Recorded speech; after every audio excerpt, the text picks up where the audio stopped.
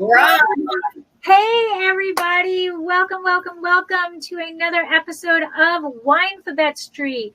It is hard to believe that we are in the second season and already up to the letter V. And I mean, I know I say this a lot. I get excited every month that we do Wine Street.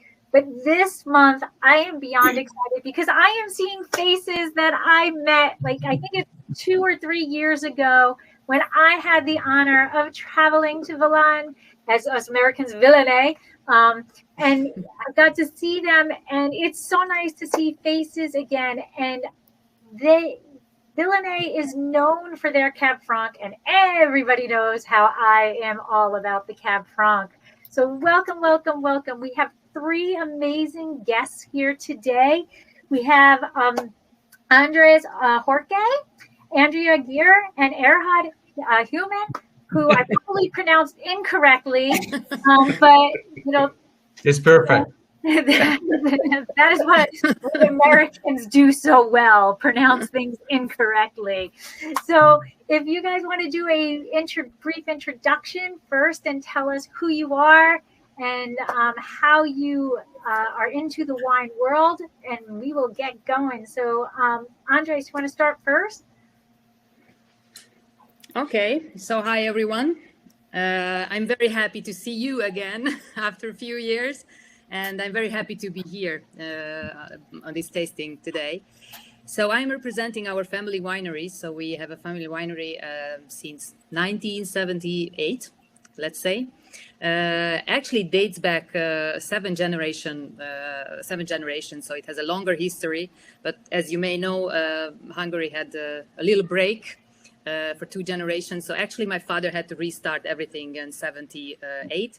So that was the point when our family business started again. So now we are cultivating 75 hectares of plantation. And I am working also in the family winery now since 2003. Actually, it's a family business, so everybody can find its own work and their own task in the family. We are not only making wine, we are also in the hospitality. So we have a small family hotel with a restaurant. So it's a more complex thing, but we love it, and wine is a beautiful thing. So I'm very happy to work in the family business, and it's nice to work with the family together. Beautiful. Erhard? Okay, maybe it takes a little bit longer, more from my side, because I think I have to explain why we are making wine as foreigners in Hungary. And the starting point is the US. In 1973, I traveled with Greyhound bus, had a 2 months Greyhound ticket, and there I met in Las Vegas in the Greyhound terminal at 5 o'clock in the morning a young Swiss lady. Okay, afterwards we traveled together. She came to Germany to visit me. She stayed here, worked there. During the time I had to finish my school. Afterwards, I studied in Constance, which is a university close to the Swiss border. And from then on, we lived together. That means 48 years now. And only in Switzerland, I learned about wine. Before, I only had, let's say, a glass of semi-sweet Lambrusco, but that was all. But during my time in Switzerland, I learned about good food, and then, of course, I learned about good wine. And the reason was the husband of the best friend of my wife, Italian, he was very much into wine, and he pushed me, and so I became very interested in wine, drinking wine, reading about wine. And when my father-in-law, approximately 30 years ago, came to Villain for a different reason, he was making fireplaces back home in Switzerland. And somebody has told him that he can make quite cheaply metal parts for his fireplaces. He came here. That business did not work, but when he came back, he has bought a small plot of land where he also built a small weekend house where we are living now here. And and then over time we started to make hobby-wise some wine. and decided in 2003 to start in a professional way with approximately 2,500 bottles at this time. Currently, we have 35,000 bottles with 12 hectares, 10 hectares yielding. Awesome. And Andres? I'm the only one who doesn't have a winery, and I'm not a winemaker. But my life is around the wine continuously. So I'm the owner of the Central European Wine Institute here in Hungary, which is a WSET APP school in the country. And I'm an official wine educator, and I'm working for the wine region, the Wine region, like strategic advisor, marketing, communication, some branding, and we are doing together the brand building since, I don't know, it's probably 6-8 years now, and I'm very happy to work with them, of course. And I'm also a freelance wine promoter of all the Hungarian wines. I was for 6 years the head of the Hungarian Wine Expert Committee. So basically everything which is not making wine, it's my profession around the wine. Awesome. And my co-host, Debbie. I'm Debbie Giaquindo. I'm a certified specialist of wine and a wine location specialist in Port and Champagne. I'm the author of Tapping the Hudson Valley, day trips and weekend itineraries, visiting all the craft beverage producers in the Hudson Valley. I am co-owner or partner in a restaurant in North Wildwood, New Jersey called Trio North Wildwood, where you can also get Lori's wine to pair with your meal. And my grandfather was from Hungary. So anytime we talk about Hungarian wines, Hungary, it's like I'm coming home, because we were very instrumental in and I know I can't pronounce this, the Tapacola region of Hungary. And there's the coat of arms for the Lessner family. That's my maiden name. And one of these days when we can travel again, that is my next trip, is to Hungary to see where my grandfather grew up, where my great grandmother had the keys to the wine cellar on the main street. So and of course, this is beautiful. So Awesome. And I am Lori. My husband and I own Gersina Wines in Paso Robles, California. We specialize in beloved Cabernet Franc.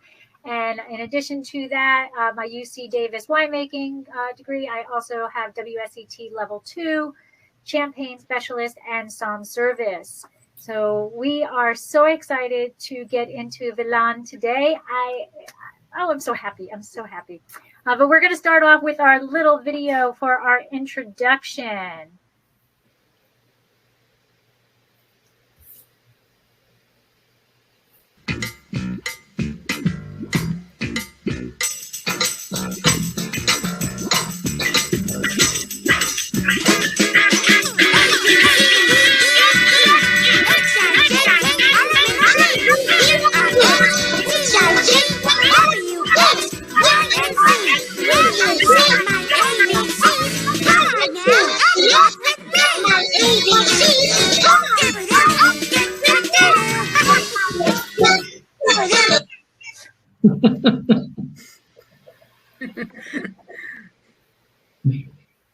Can't hear you, Lori. Can't hear you. Now you can? Yes. Oh, okay. See, that's why, because I muted myself and then unmuted myself. I'm going to say one of these times I'm going to figure out how to get that song to play without it playing 10 times in a row. But it would help if I didn't unmute myself after I muted myself. So welcome, welcome, welcome. And we are here to talk about Vilan. Villain, I know we always say Villainay, and I keep trying to fix it. But one day. So my first question is, let's get right into it and talk about the PDO itself. So where is it located? How large is it? Let's get some information about the PDO itself. If it's okay, we prepared a very short presentation. Okay, so where is Villain and what you have to know about that? Is it on there or? Yeah, do you want me to? I can start it for you if you want. Okay, thank you very much. So just very, very, very shortly, really. It's so the story between Villain and the Cabernet Franc starts somewhere in the beginning of 2000, when one of the world's most well-known wine expert, Sir Michael Broadbent, visited Villain, and he mentioned his visit and his experience in the decanter, and he said his Cabernet Franc has just found his natural home in Villain. So he was really the first big name or most influential wine expert who turned into the attention of the Villain winemaker to special this grape variety, because used to that we have many border variety like Cabernet Sauvignon, Merlot, but mostly in blend.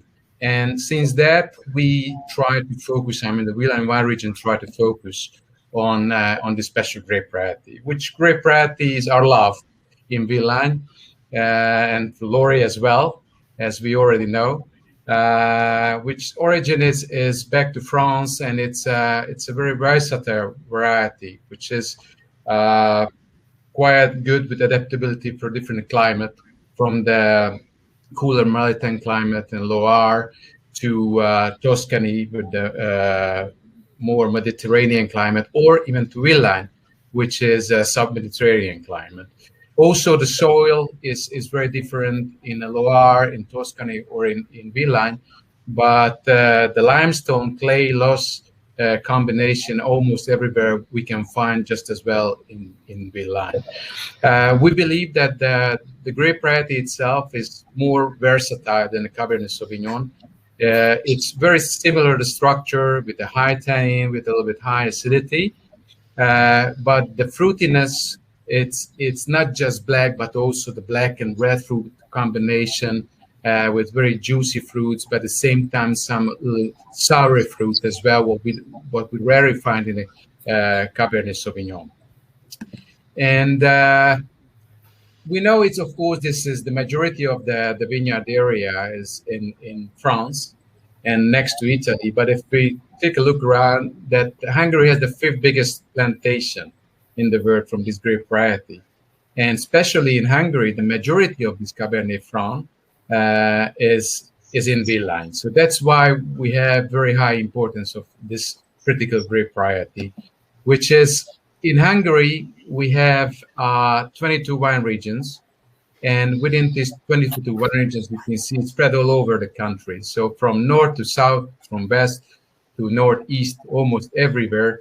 And just like all the other Central Eastern European countries, the majority of our vineyard area covered by white grape varieties. So it's 70% is white, and only 30% is black grape varieties, which majority is located at the south, where is also Villain, you can find it. The majority of the black grape varieties are mostly international grape varieties, or regional grape varieties like Cape Francois or Blaufränkisch. The next one is Cabernet Sauvignon, the Merlot, and the Cabernet Franc, which is the 4th most planted grape variety, black grape variety in Hungary. And now we get into Villain, which is our home, if we can say that, which is down to the south. We have 7 districts in Hungary. And Villain is located in the southern district of the country, which we call the Pannon district. And within that, it's just the southernmost region next to the Croatian border, absolutely, which is around 2,400 hectares, which is in Hungarian terms is a mid-sized wine region.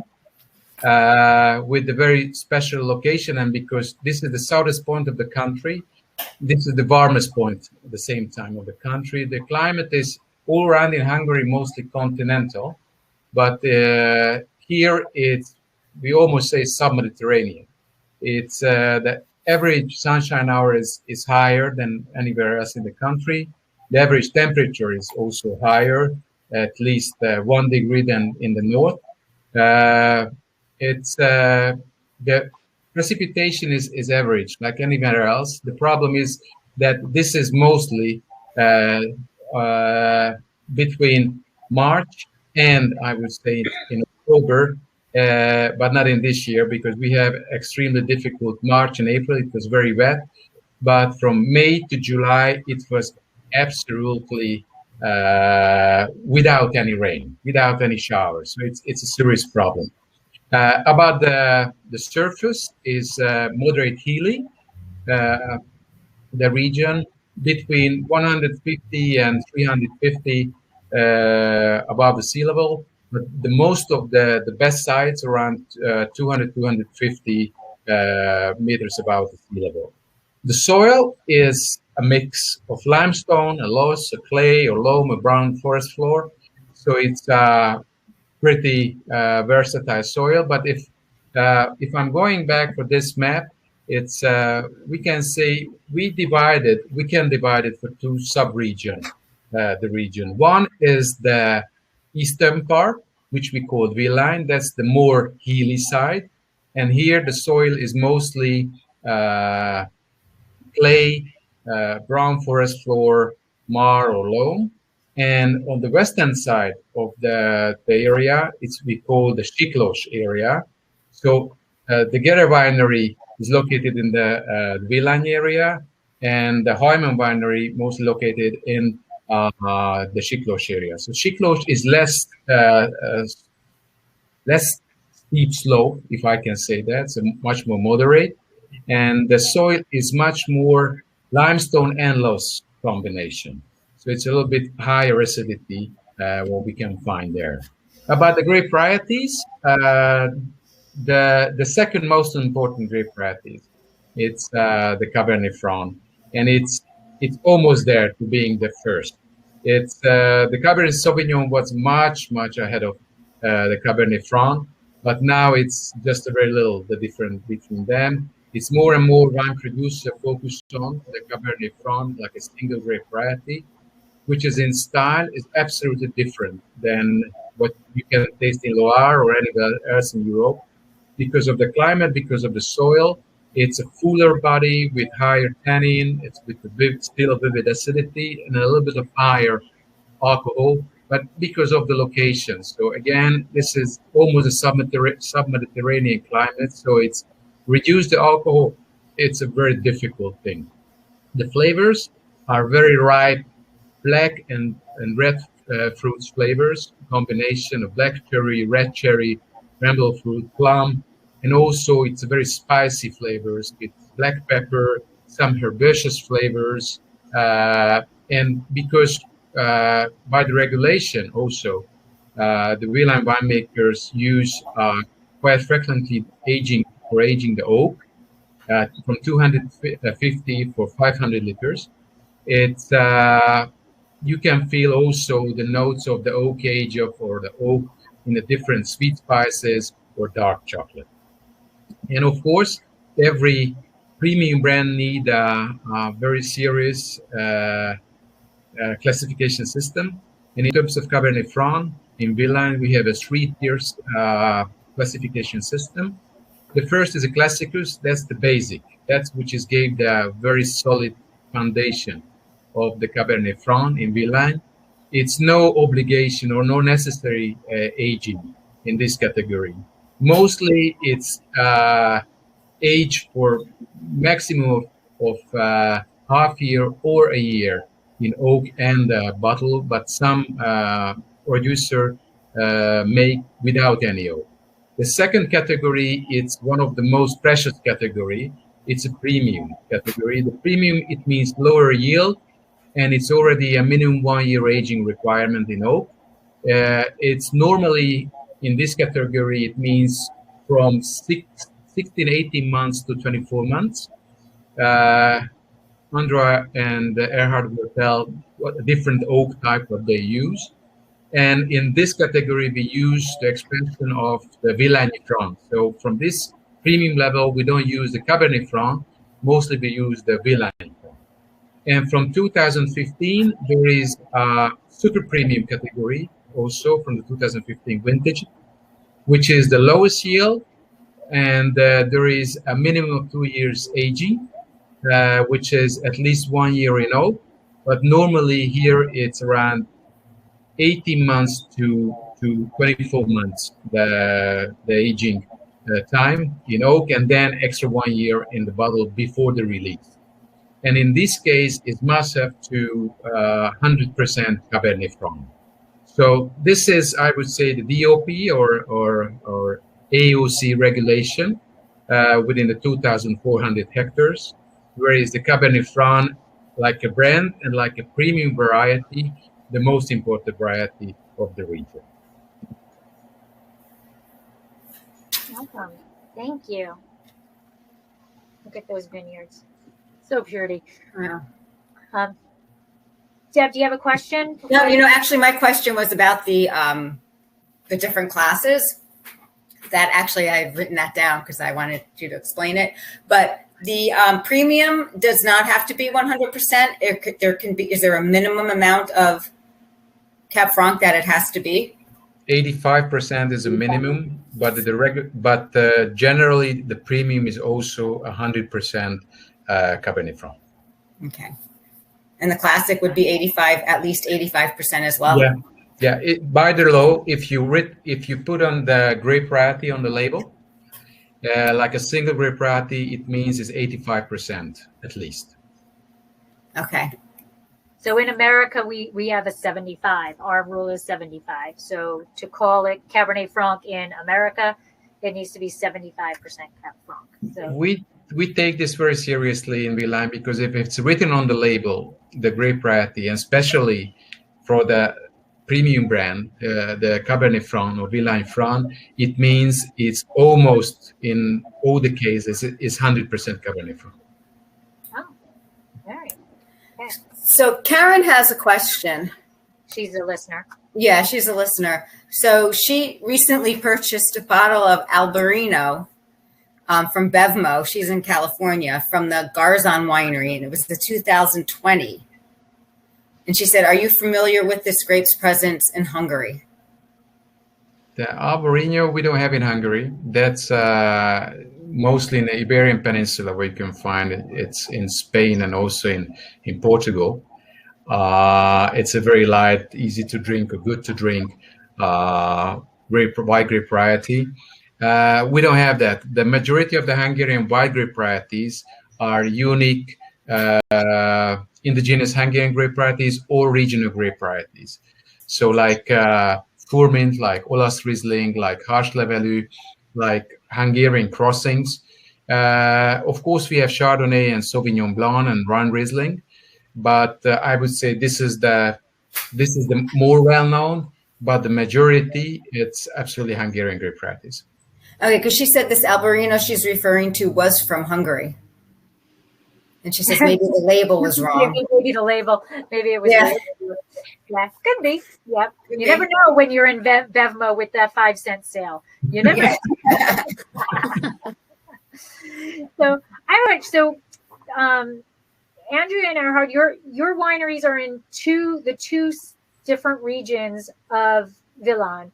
And so in terms of the ripening of I know they're not very far apart, because not that I was driving, so I can't tell you how long it took to get from one to the other. I was just in awe of everything around me. But in terms of ripening and each of your Cabernet Francs, how do they differ, or are they really truly aligned in those two regions, or sub-regions, I should say? Andrea, is it you or me? Okay, just a few sentences. So, as András mentioned, our wineries located, and our vineyards are mostly located closer to the Villain part, which is a little bit warmer, I think. Also, the valleys are a little bit, or the hillsides are a little bit steeper. So, I think also the ripeness is reached. The optimal ripeness is reached a bit earlier in comparison to the other part of the wine region. So in the south, we really have to take care on the real timing and the optimum timing of the harvest. Otherwise, we would lose the acidity, and that would bring the wine out of balance, which is very, very crucial. So sometimes only it's a half day, or then when you have to do the harvest. So I think if you taste the two wines side by side, you will really feel the difference in the style. As András already mentioned, it will be a little bit, from my taste, a little bit more sunshine maybe in the Villain part wines, like our wine, and more refreshing and fruity style more from the other part. But there is actually not a big distance between the two areas. I think it's 15 minutes driving at Hart or something like that. Approximately, yeah. So it's really 10 not a big, yeah, not a big distance. But the special microclimates from the special vineyards can really give a special character to the wine. So even if they are very close to each other. Yes, I fully agree with what you have said. I think that we in the Siklos sub-area have slightly higher acidity. This was presumably the reason that Siklos was regarded as a white wine spot, let's say, in earlier times. So the reason, in my opinion, is it might be a little bit cooler, slightly, but I also think that the layer of loess is less thick than in most of the parts in the Villain region. So we get more this minerality in the wine. So have much more acidity because the whole hillside is limestone. You may not forget this. Okay. And then in terms of the winemaking process itself, are you both like looking for that same brix level region, range? Are you acidifying? Are the specs you're looking for similar? I think it's from our side, it's not necessary to add some acidity because the nature gives us sufficient acidity. Like I said, it's limestone area, and you always have quite a high acidity. In 2016, we had, I think, 5.9 grams per liter of acidity for our Villain Franc 2016. So this is even with 15 alcohol, you feel that this wine is quite elegant and fruity. So that's not it's powerful, but yeah. I totally agree. So we do not do any add acidity to the wine. Crucial is optimum harvest time, and of course we are striving for balance. This is very, very, very important. And in our region, as András also mentioned, it's a beautiful combination of a sub-Mediterranean climate that gives the roundness, the softness, the sunshine to the wine in the taste. And on the other hand, there is the soil, which is based everywhere on limestone. And limestone can give a beautiful minerality, which gives vibration to the wine. So you can feel that the wine has liveliness inside there. And it gives really the beautiful balance in the wine. The softness from the sunshine and the ripeness, and the beautiful vibration from the soil. Do you use native yeast for fermentation? We use native yeast we selected yeast from my grandfather's old cellar, because that he never used cultured yeast before.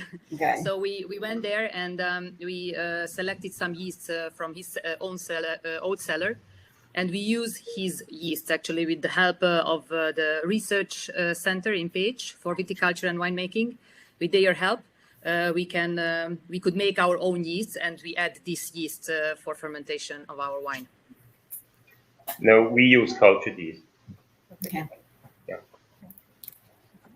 And then I want to talk a little bit about the history of, I guess it ties into the wine world, because I know when we visited, we spent a few days prior in Budapest, and we saw the museum that was dedicated to the 1956 revolution. And I have to say, being the naive American again, I had no clue that it was such recent history of the revolution, in turn so close to this. How did that play a role in the wine world, in the Milan and Hungarian wine? How did that go from what they were, determining to wine to the quality that you now have? Who wants to? I cannot talk about this because I only came in 2003. So. Yeah.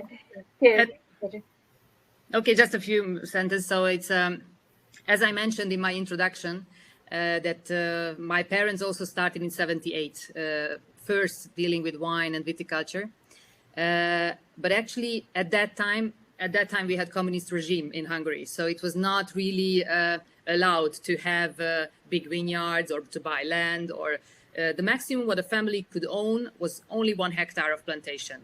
And you could not sell your wine privately, so you had to give your wine all the time to the state-owned cooperative, and there all the wines were mixed, and they made a big blend with, of course, not a good quality, and it was mostly sold to the Soviet Union. So actually, it was a shame because the quality of Hungarian wine was bad at that time, but the Hungarian wine had big history. They were making really good wines in Hungary, and we have also the qualities for good winemaking here in the Carpathian Basin. And that was totally destroyed during the communist era. And after the fall of the regime in 1990 or 98, 89, that opened the doors again, let's say. So from that point on, it was possible to buy land again.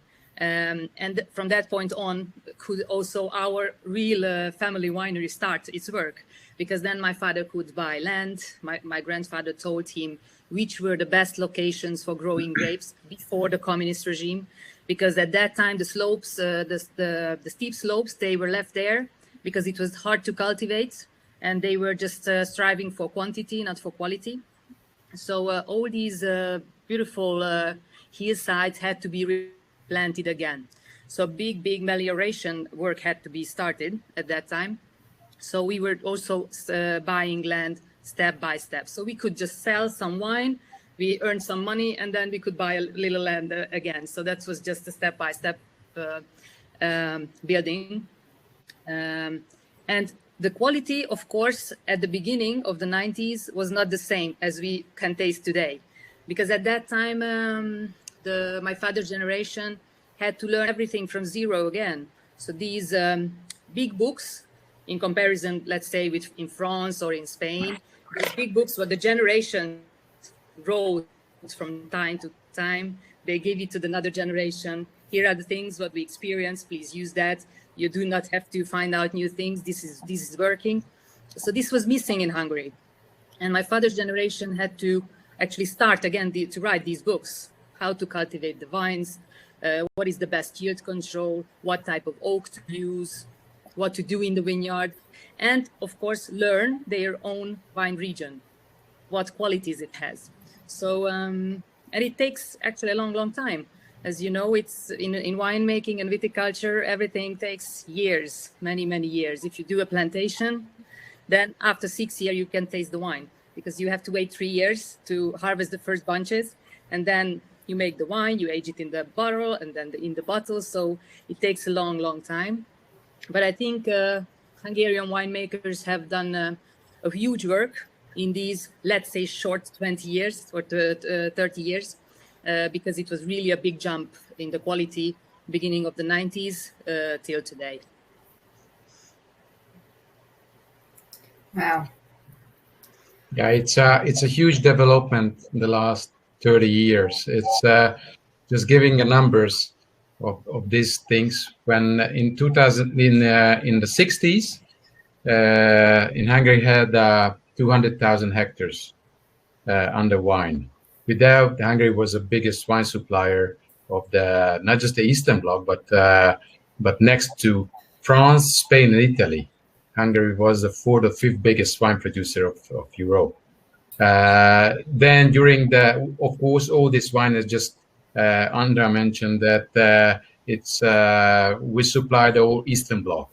So like in the barter business. So we give them wine, we got cars from Soviet Union or whatever. So it was a barter business. Since the 90s, it was a lot of changes. During the 90s, we have 100,000 hectares. When we joined the EU, we have 82,000 hectares. And now we have 65,000 hectares. But this is now the level from, I don't know, it's the last 7 to 8 years. And that's what is good for us. For the size of country of Hungary, it's way enough. And of course, the production level in the same time is changed from quantity to quality. So now we have around 2.53 million hectoliters yearly production, which is absolutely good for the Hungarian market. 85% is consumed domestically. Around 15% goes to the international market for export. Just as Andrea mentioned, that the quality, which is constantly rising, that's the future of the Hungarian wines, because we don't need any more volume producing. We have to much more focusing on the quality. And now it's already, since the 90s, there is the second and third generations already involved in the wine business and wine production, which is also, it's a very, very important thing, because a lot of young people full of enthusiasm and keen to show the world how precious the Hungarian was. Andrea, I have a question for you. So back when the communists controlled Hungary and they took the land from the people, and you were only allowed to have whatever, the 1 hectare, when the communist rule was broken, were you able to go back and claim that land that was at one point in your family and get it back? Yeah, it was a little bit funny, because you got some families got some kind of, I don't know the right word for in translation into English, kind of vouchers. Yep. That you can get a piece of land what you had before, but it was not the same land what you owned before. Okay. It was a land somewhere else maybe, so it was not the same quality. It was not working well, so you could mostly the families could not get back exactly the same land what they owned before. Yeah, because we got that too. Yeah. I remember when I was there, and Joseph Bach was telling the story of him and how his family's, land was taken from him and all of that. By the time he finished the story, I was in tears here, it was such a, I keep going back to us, stupid American. We just don't, you're not living through that. You don't see that. It's so hard to picture it. And then to hear the stories of the people who lived through it was so impressionable. 3 years later, I still remember his, what he was telling me. Yeah. But I didn't realize you couldn't get back the same piece of land. I mean, I don't want to say I was young when this happened, but it wasn't explained to me 100%. But, yeah. So I say that we do more happy things. Okay. We went from Hungary just making a lot of wine to export it out to, I can attest to some seriously high quality wine today. So let's get tasting some of this wine. I've got mine. Which one should I taste first? Who wants to go? Well, it's two different vintages, but the one is with the Trinitas Erhardt's wine. It's 2016 is a premium. Okay, that's this one. And Andrea's wine is 2017, but that's the super premium. Okay. So normally, of course, we follow the vintages, but in this case, because what is premium, what is super premium, we would start, I think, the premium with Erhardt's wine, and then with Andrea's wine. Ooh. Okay, so nice black fruit. As we already have learned, the grapes are grown in the Shikov sub-area, Okay, first I have to explain. If you show this bottle, and yeah, if you look, it's different because Trinitas, we had a trademark issue in the US, so we had to skip Trinitas or have a new label for the 2016 for tasting table, and we had to deliver to another importer. So stickers where we made the Trinitas name black, because there's a winery in California with this name, and so we had some issues there. So in the US we will not sell this as Trinitas anymore. For 2017 we are looking for a new name which might be feasible also in the US. So we will see what we will decide in the next few weeks. What the reason? Okay, this Trinitas or this Villainy Franc from 2016 was mainly sourced from a vineyard, which is definitely called Trinitas. This name Trinitas goes back to, I think, to the 8th century. It's a hillside in it's called the Voghain region. It's a small village, but it's also a hillside, and we have planted up there this Cab Franc. It's a plateau, which is gorgeous because during the day you have sunshine, during the night you have cooler temperatures. It's also good because it's partly surrounded by forests, so it cools quite well down. It also, when it's wet and it's windy, it dries out very well. So this is, for me, this is one of the perfect places to grow grape varieties. Doesn't matter which one, but definitely also for Cab Franc. This is also based on the two top clones, two top French clones. We used 327 and 214 on Vercal, which gives us very, very low yields. So we have currently 25 hectoliters per hectare, which is very, very low. And also, okay, on the other hand, we have the issue with a little bit higher alcohol levels. But as we can see with this wine, you have close to 6 grams acidity. So that balances the wine as well. We major or fermentation, the alcoholic fermentation is around 14 days. We now started to have even a little bit longer, and the maturation in the barrels is 24 months. We use, for 2016, we use mainly Hungarian oak.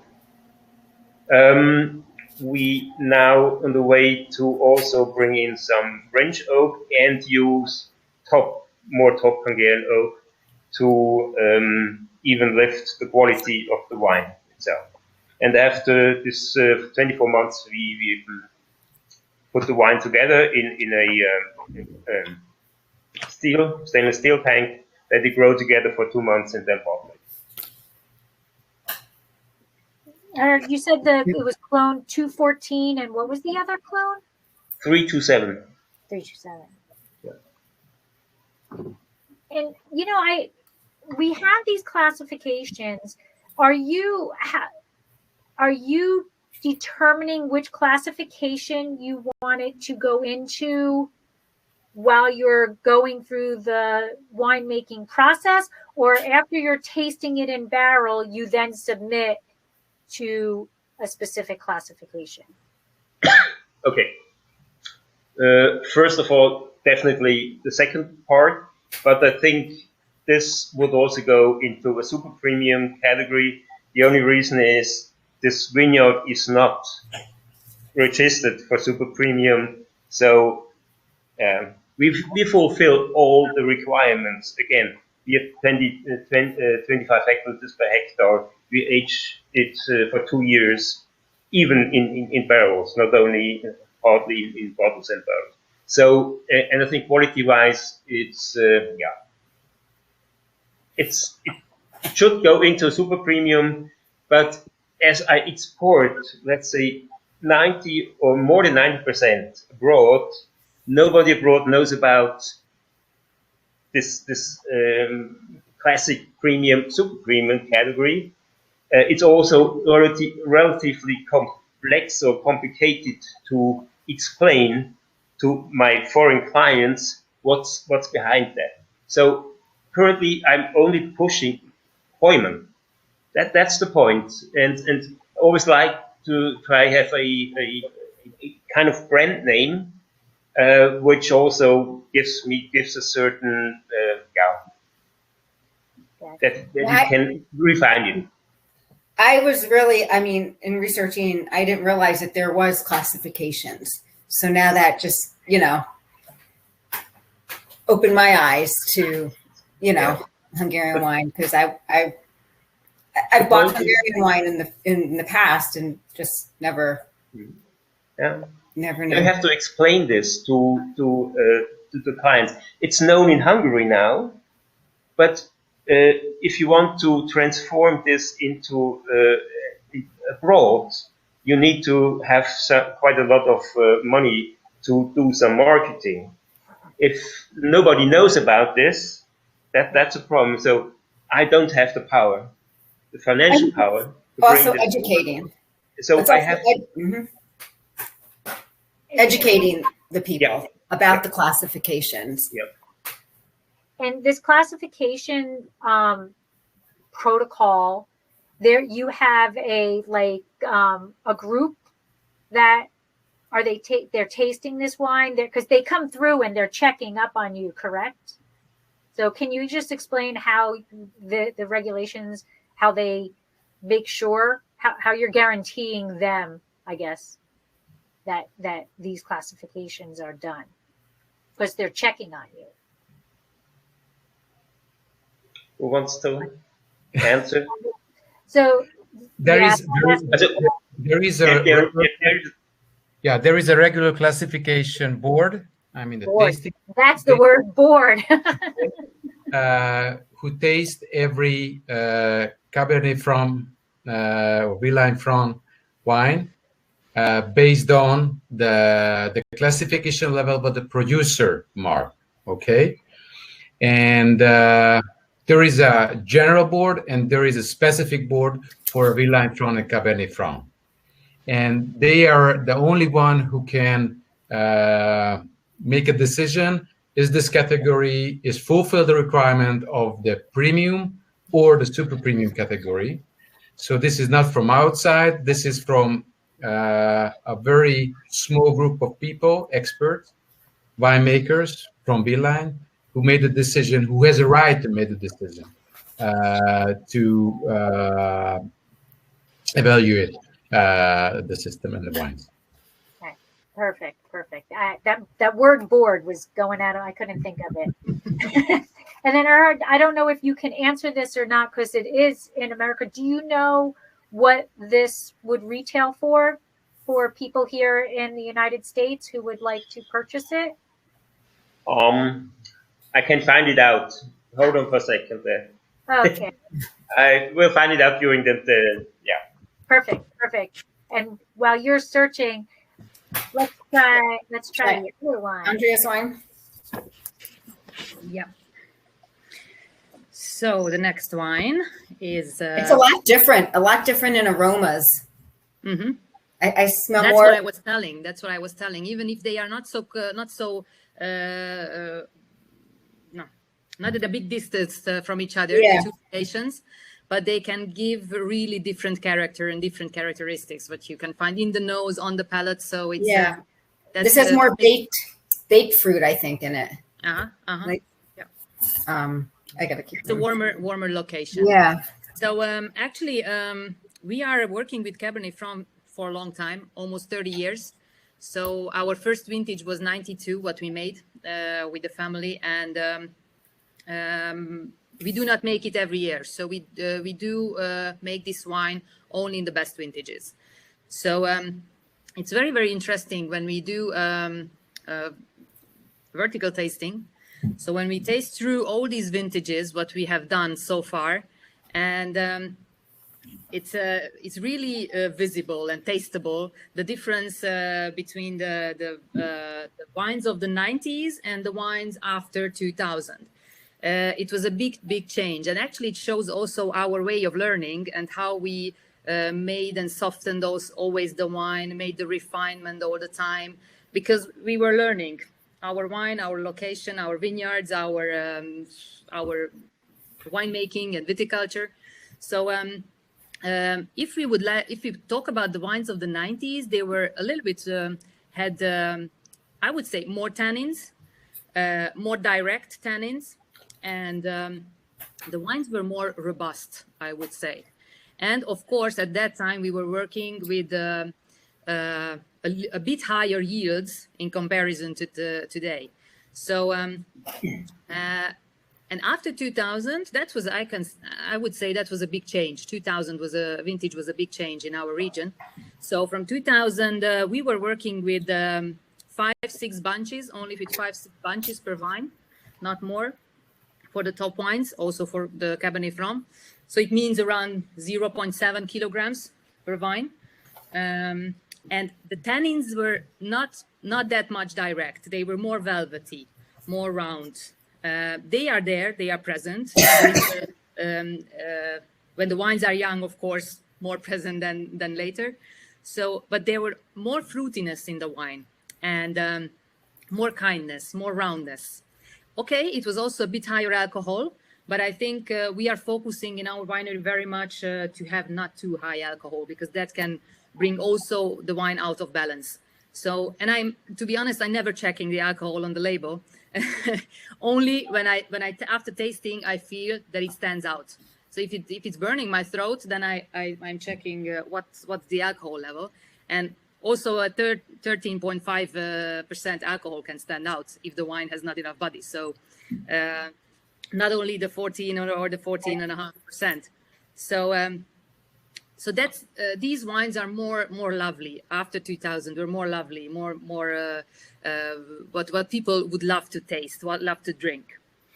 And if we are talking about our Cabernet Francs, we were always striving for elegance, for balance, and for harmony. That's the most important thing. And we were always experimenting with fermentation temperature, stainless steel or oak fermentation, where to do the malolactic fermentation in oak or together with the alcoholic fermentation. So there were many points and decision points what we had to make in these years. Now we have answered almost all the questions in these last 20 years to 30 years. So we can say we have a recipe for the Cabernet Franc. What we do, of course, not all the vintages are the same, so we have to change a bit all the time, depending on the style of the vintage. But elegance, balance, and harmony is always the key when we do the Cabernet Franc. So what we are tasting, it's a as I said, 100% Cabernet Franc, and it's a single vineyard wine coming from the Ördögárok, we say in Hungarian, that's the name of the vineyard. If we would like to translate, it would say Devil's Ditch. It's a quite steep area. I don't know whether, Laura, you have to see, you have been there visiting that place. It's beautiful, really, and it's also a newly recultivated area. My father was the one who started to recultivate first that part of the region, because that was in the state-owned cooperative sign that was left there, not cultivated anymore because it was too steep. So my grandfather told to my father, "This is the place when you can buy a place field here, then please do it, because that was one of the best place to grow grapes for highest quality." So my father have done that, and he started the recultivation program. Beginning of 2000. So it's actually, you have to imagine Devil's Ditch like a closed valley. So the worm gets stuck in there. It ripens the berries in a very nice way. So the tannins are always velvety in this wine. ripe and velvety. Actually, we do not like over ripeness, so that's why we take care very much on the harvest time to find the ideal point. And the wine was aged 16 months in oak. First, we used only at the beginning we used only new oak, 225 liter barrels. Testing many different types of oak: French oak, American oak, Hungarian, different types of Hungarian oak as well. But now finally we are using only Hungarian oak because we think that the style of the Hungarian oak matches very, very well our style of wines. But we are using only oak coming from the northern part of the country because there the tannins of the oak are much softer. And we have enough tannins in our grapes, so we do not need more tannins from the oak. So that's why we use the northern part oak from Hungary, because that gives very nice elegance to the wine, and it integrates itself in a very nice and elegant way into the wine. So 16 months in oak, and we use 300 liter barrels, so a bit bigger than the normal, let's say, barrique size, 225. That was also a longer experimentation to make that decision. And after that, we age the wine in the bottle. Of course, we have to do that 2 years aging to reach the super premium level. But we do a bit longer because 16 months in oak, and then we age around 1 year in the bottle before it enters the market. So a bit longer. And since 2015, we make 2 single vineyard Villagny France in the best vintages. The other location is Star Valley, which gives a totally different character and different style of Cabernet Franc, because this is not a very closed valley as the Devil's Ditch, what we are tasting now. It's a more open valley, not that steep. It's more fruity, a little bit more freshness in there. And actually, we do the vineyard work, the yield control, the aging, everything as we would do for the super premium quality level. But unfortunately, sometimes we cannot wait 2 years of aging. We do the 16 months in oak, same aging as with this wine. But sometimes we cannot age such a long time in the bottle because the pressure of the market is a bit bigger. So we have to sometimes come out a bit earlier with the wine, because when it's out from the market, then we cannot wait so long because of the restaurants and retail shops. So that's why this Star Valley Cabernet Franc is premium, only because it's a shorter aging in the bottle. And this is with the one we are tasting there, we wait for the 2 years, and then it reaches the super premium level. I got a question for both of you. Do you think is the ageability of each of these Cab Francs? Like, should I cellar this for 5 years? 10 years? For sure, they can live for 20, 25, 30 years, we say. Okay, 20 years easily they can do. So now we are tasting sometimes 92s, even with a higher yield as in comparison today, and they really show a very nice face, and they are almost 30 years. So we say 20 years easily what they can do. So they are now young vines, both, I think, what we are tasting now. Okay. Yes, if you look at the age of my French clones, they are now 10 years old. In 16, this were the 6th year. So already there, they showed quite a good complexity. But I expect when the wines get older, that the quality of the wine will rise dramatically. I'm quite sure about this. I don't know if it matches very well for 20 or 30 years, but because I don't like too old wines, it's always a question of personal taste. I prefer, let's say, all the wines within maximum 10 to 15 years. Okay. Now, Villan does also offer, if we don't want to age the wines, you also have that ready, correct? That was starting. Me not. What? Me not. No more? No, not Oh. anymore. Oh, wow. Um, It's changed in 3 years. For two reasons. The one reason is that we do not have flower Portuguese on the one hand side, and second, I'm not a big fan of flower Portuguese, so we decided after 2 years to stop doing this. I'm a big fan of Cake Franco, for Blaufränkisch. I'm pushing this forward. So yeah, but that's different. Yeah, it's a totally different. Reddy is it's a young brand of the region. It's mostly for the from late spring to early September.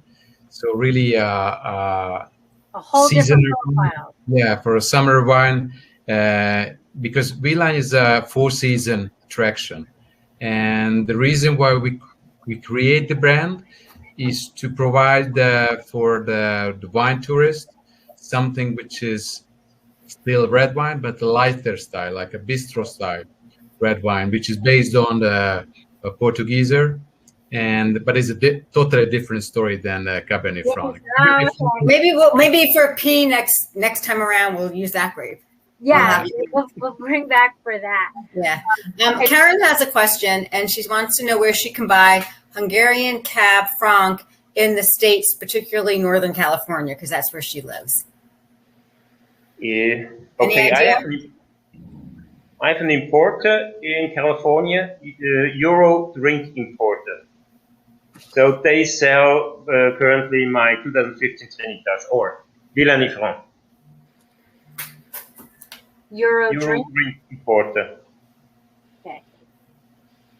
We'll try to get that into the notes. Andrew, what about? And Taste Hungary in Washington, on the East Coast. Right. We are working also with the Taste Hungary. Yeah. Okay, perfect. And now I'm afraid to ask this question since I asked the other one, and you're like, no. There's you have a crocus, right? On these right? Crocus is a significant flower for Villani. Yeah. Oh, yay! I got it right. Can you explain what the significance of the crocus is, and when people see it, what that means? There it is. Sandra, you want to go into what that means for if somebody sees that on the label? Andrea? Yeah, I thought it's you, Andras. Yeah, I mean, Okay. Sorry, Andras and Andrea are so close. Yeah. So that flower is a special flower because it grows only on the Villani Hills, and of course it's a protected flower. So we have to take care very much on these flowers. And the appellation control system in Villani chose this flower as a sign of the appellation controlled wines. So the sign, what Andras was showing on the bottle, can be found on each bottle, which is part of the appellation. So which fulfills that regulation, which is written in the appellation regulation, in the classic, premium, and super premium level. Of course, super premium only for Cabernet Franc. And yeah, I think it's beautiful that we chose this flower because it's very special and unique for Villani, what you can find neverwhere else. Perfect. And and the flower represents this DHC, Districtus Hungaricus Controllatus, which is the Hungarian AOC or DHC or whatsoever. Exactly. Deb, by the way, Lori, you had asked me what the price of my Cab Franc is. $34 at tasting table. And how about you, Andrea? Erhard, can you help me? What is the changing? What? I don't know how much is now forints and euros, forints and US dollars. Okay. How much? Okay. How much is in? It's 8,600 forints. This is the retail price. 8,600. But in the US or? No, or at your place? Recalculation. That is in our place. Yeah. So hold on for a second. I have Taste Hungary shop here. You have that. Oh, perfect. Okay, so If you maybe have I that can. open, then I don't know by heart what they. So should we send people to Taste Hungry to get the wine? Can they mail order, like in the States, can they order the wine from Taste Hungry and have it shipped? Yeah. Mhm. I believe at Taste Hungry it was $39, Andrea, because when I was It looking, must be somewhere in the same Yeah. prices. Yeah. $39.90. Yeah. yeah. When I was trying to get it here to Jersey, I think I saw 39. So excellent. So Deb, we've reached the hour. Do you have any final questions for this? I don't. I've my questions have been answered. My last thing before we let you go is kind of a combination question. So if somebody wants to come and visit your amazing wine region, which I highly, highly recommend, how do you recommend them coming and how do they get to you? Like, I know you're really close to the Croatian border, but we flew into Budapest. Like, which is the recommended way to get to you? Yes, I would say still get to Budapest by plane. And from then, if you want to rent a car, it's not too expensive. And it's on the highway, it's 2 hours from there. So it's from the airport to the wine region door, it's no more than 2 hours. So it's, but then you have to take care about it because in Hungary, there is zero tolerance. So it's, you have With to, respect to alcohol, yeah. yeah, so it's, you have to park down your car, leave the key at the reception, and rent a bike and bike around the region. But you may not drive with the bike on normal roads. Then you're fine too. Oh boy. You can ride it all around the region on bike, and you can stop by many different wineries with not just with wine, but also with some accommodation and some with brilliant food. Oh wow. I'll be there. It's just a matter of when. Okay, The perfect. sooner the better, because I that's one of the things to go back to my family roots. So It's a four-season region, so you can come any season. good. It'll probably be off season because I own a restaurant and we're closed January, February, March. Yeah. March would be great. Nice time. And hopefully, you know what? If you're ever in the States, I'd love to do a Hungarian wine dinner featuring the wines. There you go. So As if you ever soon like as to we are stay- allowed to go into the US Uh-huh. with respect to COVID-19, I think it's still not possible. Yeah, when travel opens up again for everybody. Yeah. And you know, if you're in New York City, I'm 2.5 hours south of New York City. Pack Well, the COVID test. Yeah, we'll have chef. I'll have to get my family cookbook out and have chef do something with the Hungarian recipes I have, and we'll do some Hungarian wine tasting and stuff. Would love to do that. Perfect. Great. Finally, Andrea, how about you? You want to just tell people where they can find your winery? Easiest way on the web, social media. Are you anywhere there that they can find you? Yeah, we have, I think the best way is to find us on our own website. It's very simple. It's GERE, so GERE.hu. And there you can find everything about us. But we are also there on the social media, of course, with the name GERE Attila Winery. Erhard? Heumanwines.com, that's the website. I have two Instagram accounts, Erhard Heumann and Heumann7920. I'm LinkedIn, Twitter, yeah. These are, yeah. Heumanns are everywhere. Well, thank you guys so much. You're welcome. Thank you. For joining us. It's been wonderful. Yes. Thank Thank you. It was a you. pleasure. Andrea, Thank we don't want to cut you off. How can people find you also? It was our pleasure. Thank you. Same from our side. Thank you very much. Thank you very much. Yeah. All right. Take care. Cheers, everyone. Okay. Thank you so Yeah. much. So much. Bye. Thank you. Bye-bye.